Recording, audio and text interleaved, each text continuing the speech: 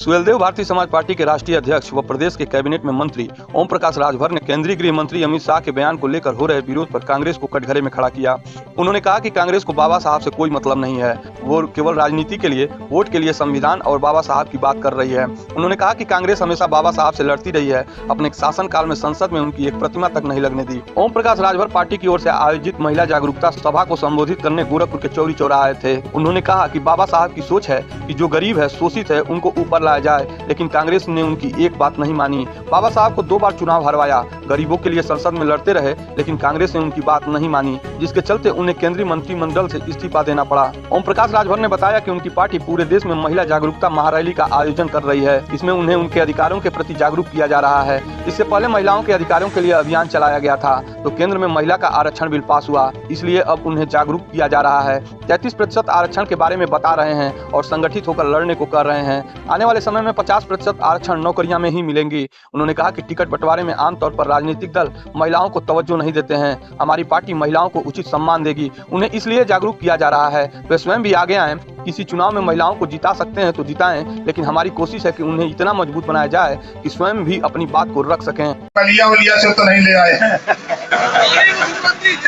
इस नाते हम लोग कहते हैं कि यहाँ क्या है, हम कहते हैं कि कहाँ क्या नहीं है। ओम प्रकाश राजभर को चाहो, आपका साथ मिले तो पत्थर पर भी धूप जमाने की हैसियत रखता है ओम प्रकाश राजभर। अब आते हैं हम आपकी बीमारी पर। ये बताओ, यहाँ कितने लोग पैसा लेके आए हो? कोई पैसा लेके आया है? कोई पैसा लेके आया है? कितने लोग पैसा नहीं लेके आए हो? जरा हाथ उठाओ।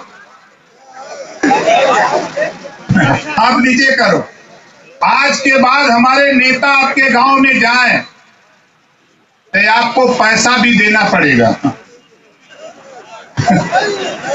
बोलो, दोगे कि नहीं दोगे? कितने लोग देंगे? जरा हाथ उठाओ। हाथ नीचे करो। अब देखो, हम देना चाहते हैं आपके लिए, तो पता है नहीं। अब कितने लोग चाहते हो कि बिजली का बिल माफ हो जाए? सब लोग चाहते हो। देखो, हम लोग आपको बुलाकर जानकारी दे रहे हैं। आप लोग अपने पास जानकारी रखो, उसकी उपयोगिता करो। देश के प्रधानमंत्री जी ने एक कानून बनाया है।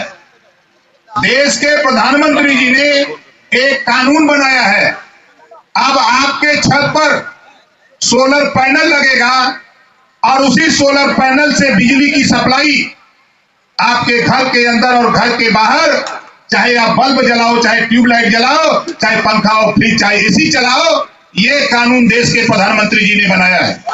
और होगा कैसे? ये होगा कैसे? आपको 75% सब्सिडी मिलेगी। आपके छत पर सोलर पैनल लगाने का खर्चा यदि 10,000 रुपया आता है तो 7,500 रुपया उत्तर प्रदेश सरकार देगी। 2,500 रुपया लगाकर सोलर पैनल लगा के फ्री बिजली जलाने का काम करो। आप बताओ, कोई जानकारी कोई नेता दे रहा है? आपको ये बात बता रहा है? नहीं। 1 साल के अंदर आपके गांव में पंचायत सचिवालय और पंचायत सहायक के माध्यम से आपके गांव में फार्म भरवाऊंगा। आपके गांव में फार्म भरवाऊंगा और पूरे प्रदेश से यदि 10 लाख लोगों ने फार्म भरा, जितना रुपया लगेगा मुख्यमंत्री योगी आदित्यनाथ जी से उनके बगल में बैठ करके बक्से से निकलवा करके आपके पास पहुंचाऊंगा। आपको आश्चर्य होगा, बहुत से साथियों को आश्चर्य होगा। हम वहां बैठिले जहां रुपया बक्सा में बा, समझे ख्याल है?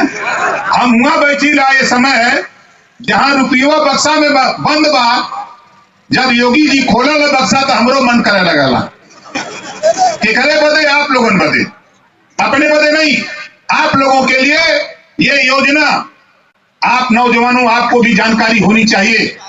देखो, नेता लोग आते हैं, भाषण देते हैं, चले जाते हैं, लेकिन ओम प्रकाश राजभर 22 साल से मैंने तेरा पीछा नहीं छोड़ा। तेरे